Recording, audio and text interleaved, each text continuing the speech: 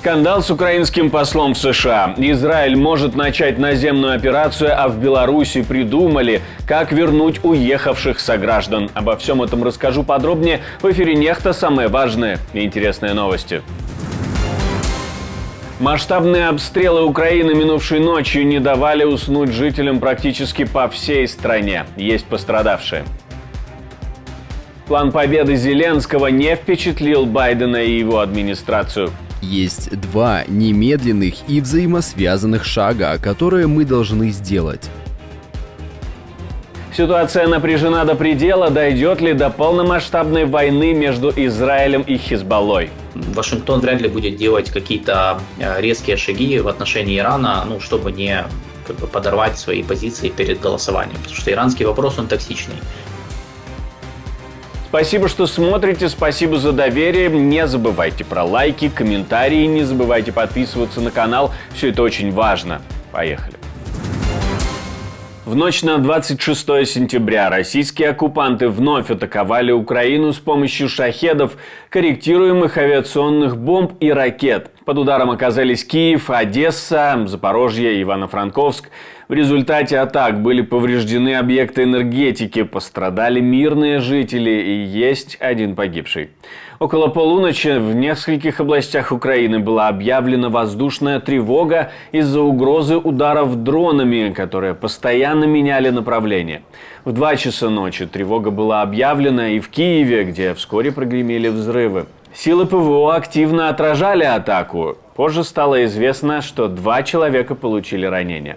Кроме Киева, взрывы произошли и в Ивано-Франковске, где также отработало ПВО. Около 6 утра в Киеве снова прозвучали взрывы, что может говорить о продолжении атаки. Силами и средствами ПВО было обезврежено около десятка российских ударных дронов.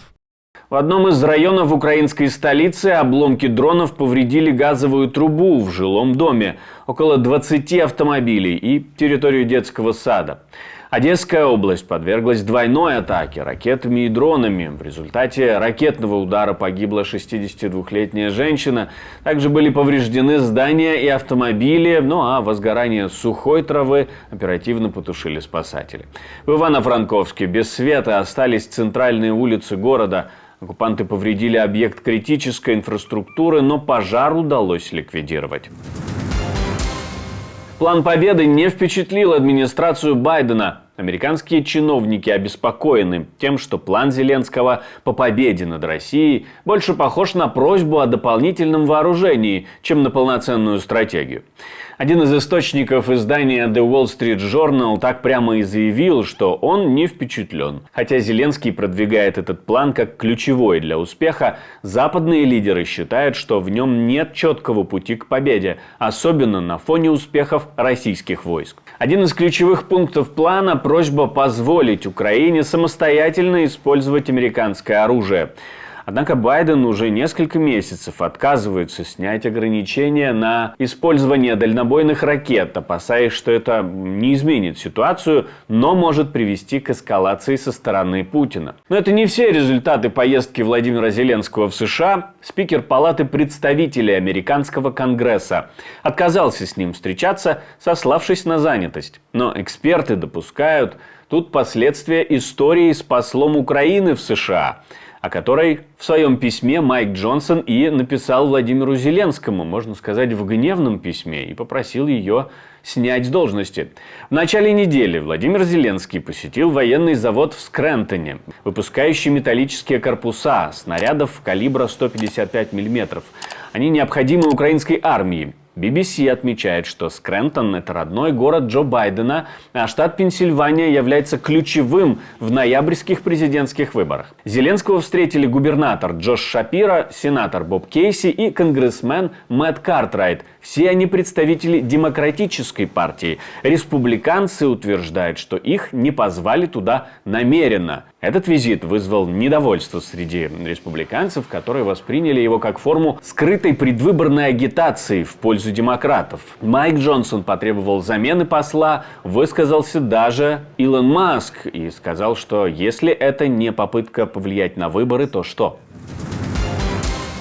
Начальник штаба Цахал заявил, что Хизбалла значительно усилила свою огневую мощь, и это потребует решительного ответа Израиля. Это заявление он сделал во время визита к войскам, которые сейчас находятся на севере Израиля.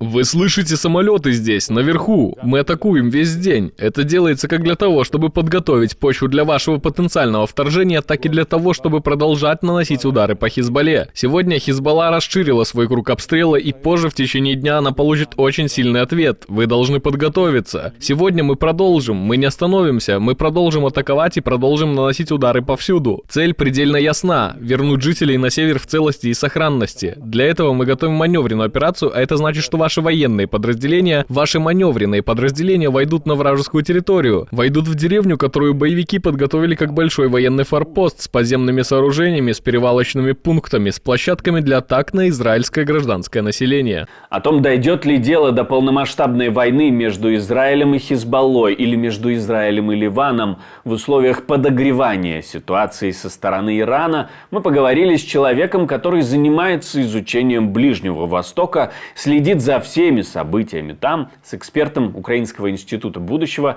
Ильей Кусой. Лобовое столкновение, оно несет слишком много рисков, и поэтому они, конечно же, будут пытаться его обходить, насколько это возможно. Особенно Иран, поскольку для Ирана стратегически важным является сохранение формата прокси-противостояния с Израилем, чтобы можно было с ним воевать чужими руками, не особо там переживать по поводу расходования своих ресурсов на эту войну и по поводу втягивания в такую войну с Соединенных Штатов. Все сейчас завязано во многом на ситуацию в Газе. Понятно, не все производное от войны в Газе, но войной в Газе пользуется в том числе Иран для того, чтобы оправдывать все что угодно. Свои действия и для того, чтобы оправдывать там действия йеменских хуситов, например, по обстрелу коммерческих судов в Красном море, и оправдывать любые там теракты, которые возможны на территории Израиля. Я думаю, как только война в Газе будет заморожена, скорее всего она будет заморожена, я не верю в урегулирование полноценное, это может открыть двери для дальнейших переговоров о уже деэскалации. И отголоски Генассамблеи ООН, заявления, которые звучали там, не могут оставаться незамеченными. Госсекретарь США Энтони Блинкен заявил, что для достижения мира в Украине необходимо прекратить сотрудничество России с Ираном, Китаем и Северной Кореей. Он также подчеркнул важность поддержки мирных инициатив Украины. Эти заявления Блинкен сделал во время заседания Совета Безопасности ООН 24 сентября, где обсуждалась ситуация в Украине. Блинкен отметил, что быстрый путь к миру заключается в прекращении поддержки агрессии России, в частности со стороны Ирана и Северной Кореи. Он напомнил, что Иран поставляет России беспилотники и помогает строить заводы для их производства, а Северная Корея отправляет оружие и боеприпасы, миллионы артиллерийских снарядов и ракетно-пусковые установки. Об этом мы поговорили с экспертом, специализирующимся на изучении именно этого региона, с Ильей Кусой.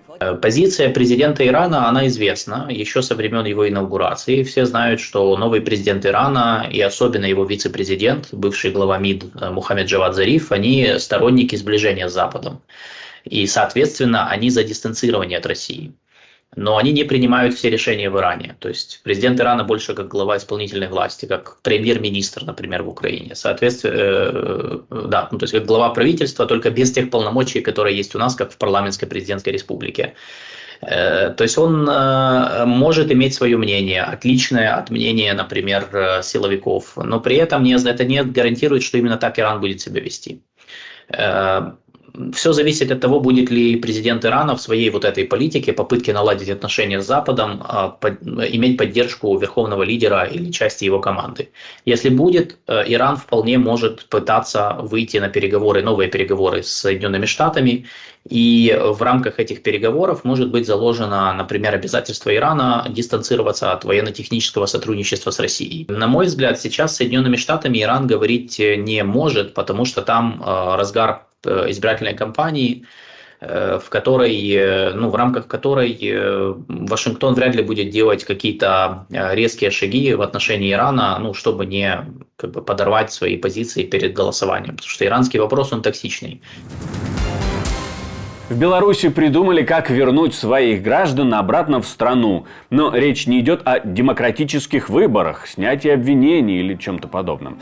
Одна из предложенных мер направлена на сокращение эмиграционного оттока, особенно среди молодежи, и на стимулирование притока квалифицированной иностранной рабочей силы.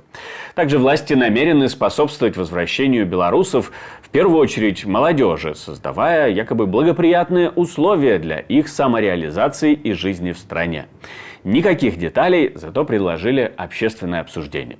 Для иммигрантов предусмотрены расширенные меры поддержки, которые включают помощь в получении профессиональных навыков, закрепление специалистов в приоритетных направлениях и регионах, содействие трудоустройству членов семей, решение жилищных вопросов и предоставление социальных гарантий в целом выглядит как рай. Мне остается добавить, что мы существуем только благодаря вашей поддержке, ваше спонсорство, донаты, то, что вы нажимаете кнопочку «Супер спасибо», помогает нам снимать новые и новые видео, и мы вам за это благодарны, призываем не останавливаться на достигнутом. Если вы смотрите нас из России или Беларуси, то делать это безопасно можно через VPN. Как именно, в инструкции, в прикреплении к этому видео вы можете все найти.